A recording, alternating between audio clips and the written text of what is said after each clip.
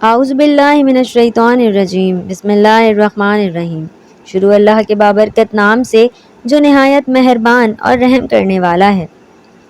سورج ابھی زرد ہی تھا کہ ایک جوان خاستہ و بے حال اپنے خاک آلود لباس میں ایک کنویں کے پاس پہنچا۔ بھاری بھرکم ڈول کو کنویں میں پھینکا، ڈول پانی سے ٹکرایا۔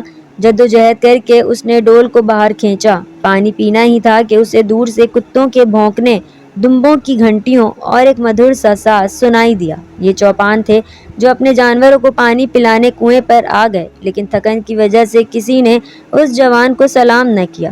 انہوں نے ڈول کو پھینکا اور 3 افراد نے مل کر اس ڈول کو کھینچا، تاہم اس جوان پر ذرا بھی دھیان نہ دیا۔ جوان 8 دن پیدل چلنے کی وجہ سے تھکن محسوس کر رہا تھا۔ 8 دن کی مسلسل دوڑ کہ کہیں اس کا تعاقب کرنے والے دشمن اسے پکڑ نہ لیں۔ ناظرین گرامی، اعلان نبوت سے پہلے مصر میں حضرت موسیٰ علیہ السلام کے ہاتھوں اتفاقاً ایک اسرائیلی کی جان بچاتے ہوئے ایک قبطی قتل ہو گیا۔ فرعون کو اس کی اطلاع ہوئی تو اس نے غصے میں سپاہی دوڑائے کہ حضرت موسیٰ علیہ السلام کو گرفتار کر کے اس کے سامنے پیش کریں۔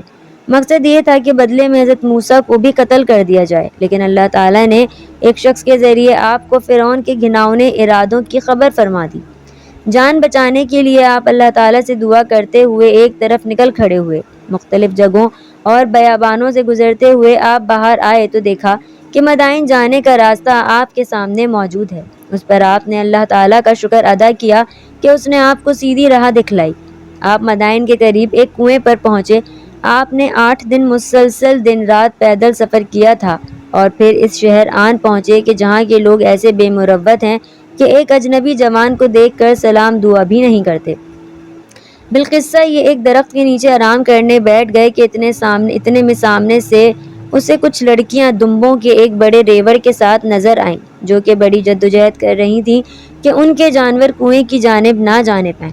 موسیٰ علیہ السلام نے یہ منظر دیکھا تو آگے بڑھ کر ان لڑکیوں سے پوچھا کہ وہ کیوں دمبوں کو پانی نہیں پلانا چاہتی، جس پر لڑکیوں نے جواب دیا، ہم تب تک جانوروں کو پانی نہیں پلائیں گے جب تک کنویں پر نامحرم چوپان موجود ہیں۔ یہ سن کر اس جوان کے ذہن میں ایک سوال آیا کہ کیا ان کے والد نہیں ہیں جو یہ کام انجام دے سکیں؟ قبل اس کے کہ یہ سوال وہ اپنے لبوں تک لاتے، لڑکیوں نے کہا، ہمارے بابا بوڑھے ہو گئے ہیں، اب وہ توان نہیں رکھتے کہ اس کام کو انجام دیں۔ یہ سن کر حضرت موسیٰ علیہ السلام کو بہت دکھ ہوا۔ آپ نے کنویں پر موجود چوپانوں کی جانب نگاہ کی اور دمبوں کا ریوڑ لے کر اس طرف چل دیے۔ غیرت آپ پر حاوی ہو گئی، جس کی وجہ سے آپ اپنی تھکن بھول چکے تھے اور جوش میں ڈول کو نیچے پھینکا اور اکیلے ہی ڈول کو اوپر کھینچ کر جانوروں کو سیراب کیا۔ لڑکیوں کو سمجھ نہیں آ رہی تھی کہ کس طرح اس مہربان جوان کا شکریہ بجا لائیں، لہٰذا وہ اپنا ریوڑ لے کر اپنے گھر کی جانب روانہ ہو گئی۔ حضرت موسیٰ علیہ السلام دوبارہ تھک ہار کر ایک درخت کے نیچے بیٹھے اور دبے ہونٹوں دعا کی، یا اللہ، ہر وہ نیکی میری طرف بھیج جس کی مجھے ضرورت ہے۔ لڑکیاں گھر پہنچی، ان کے ابا ان کے انتظار میں تھے، ابھی بستر سے اٹھے بھی نہ تھے کہ انہیں اپنی بیٹیوں کے آنے کی خبر ملی۔ لڑکیاں خوشی خوشی اپنے والد کے پاس گئیں۔ میری پیاری بیٹیوں، آج جلدی گھر لوٹ آئیں، لڑکیوں نے مسکرا کر اپنے والد کو بتایا۔ ایک نیک دل جوان نے ہم پر مہربانی کی، ہم سے جانور لیے اور انہیں پانی پلایا۔ ان لڑکیوں کے بوڑھے باپ اللہ کے پیارے نبی حضرت شعیب علیہ السلام تھے۔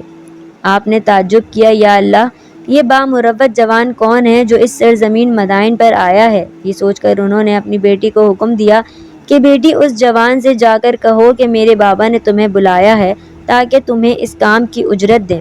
آپ کی بیٹی، جنہیں تاریخی کتب میں حضرت صفورہ کے نام سے لکھا گیا ہے، آپ کنویں پر گئیں تو حضرت موسیٰ علیہ السلام جو درخت کے نیچے بیٹھے تھے، حضرت صفورہ نے ان سے کہا، میرے بابا آپ کو اجرت دینا چاہتے ہیں۔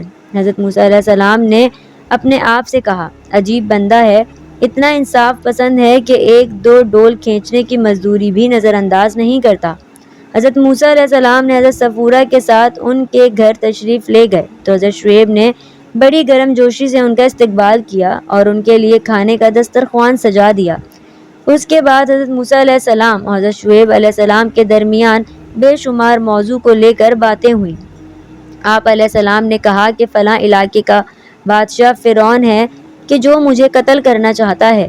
حضرت موسیٰ علیہ السلام کی بات سن کر حضرت شعیب علیہ السلام نے فرمایا، یہاں آپ علیہ السلام کو کسی سے ڈرنے کی ضرورت نہیں ہے، یہاں تم فرعون اور اس کے ساتھیوں سے محفوظ ہو، کیونکہ یہاں مدائن میں فرعون کی سلطنت نہیں ہے۔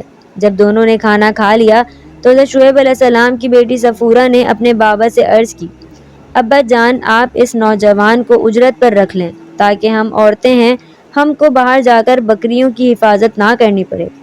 اچھا ملازم وہی ہوتا ہے جو طاقتور کے ساتھ ساتھ ایماندار بھی ہو۔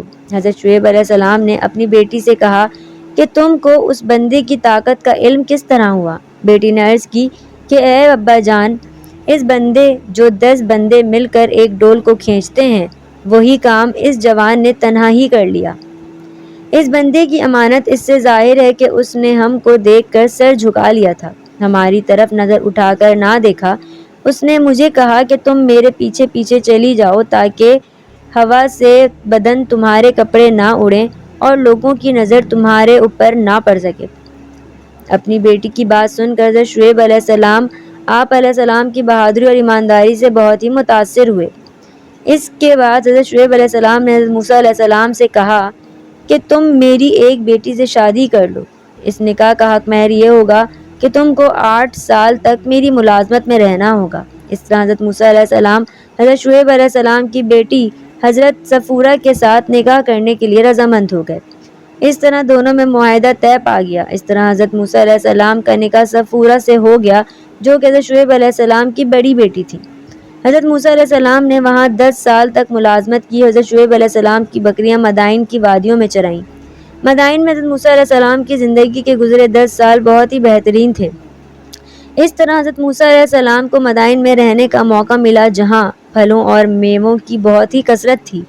حضرت موسیٰ علیہ السلام کو حضرت شعیب علیہ السلام جیسا سسر اور استاد اور صفورہ جیسی نیک اور پرہیزگار بیوی ملی، جس سے آپ علیہ السلام کی زندگی مکمل اور خوبصورت ہو گئی۔ اس طرح مدائن میں حضرت موسیٰ علیہ السلام حضرت شعیب علیہ السلام کو اپنا استاد تصور کرتے تھے تاکہ یہ بنی اسرائیل میں جا کر ان کو بھی نیکی کی ہدایت دیں۔